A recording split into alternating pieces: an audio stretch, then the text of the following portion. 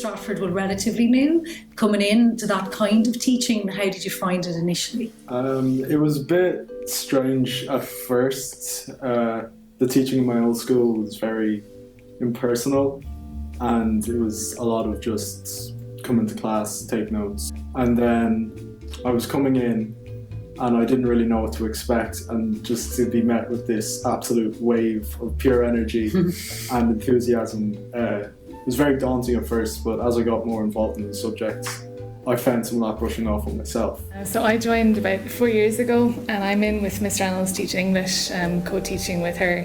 How do you feel that's kind of changed the dynamic in the classroom? I think it's really helpful because when there's two teachers, you get two opinions on your work, and you can ask one for help if the other one's busy, and you don't feel like you're distracting the whole class because you can just have a quiet word with one of the teachers. Where do you think that you've had an opportunity to exercise student voice? Well, definitely with student council, for example, we changed the PE uniform. That was definitely we had our voices heard on behalf of the student body. It's really inclusive of everyone's different opinions, and everyone gets a chance to voice how they feel. Exactly. And no one's ever shut down or anything. No. I'll try and do what's best for Stratford as a whole.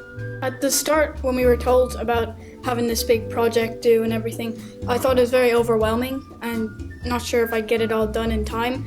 But once we went through it as a class and we used the 10 steps for CBA success, it really flowed really well, and I think they really helped. It was definitely how they had it separated into the 3 weeks so that you could do a certain amount of work in that 1 week.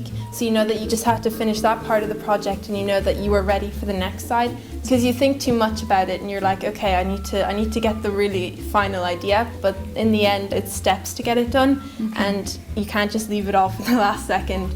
Lots of other things about Stratford is that it's not just academic things. People get a chance to showcase other talents. So we had dancers and we had singers and there were videos and different instruments, everything. There's no barrier between people. In larger schools with bigger numbers, you'd feel lost when there's so many people, so many faces.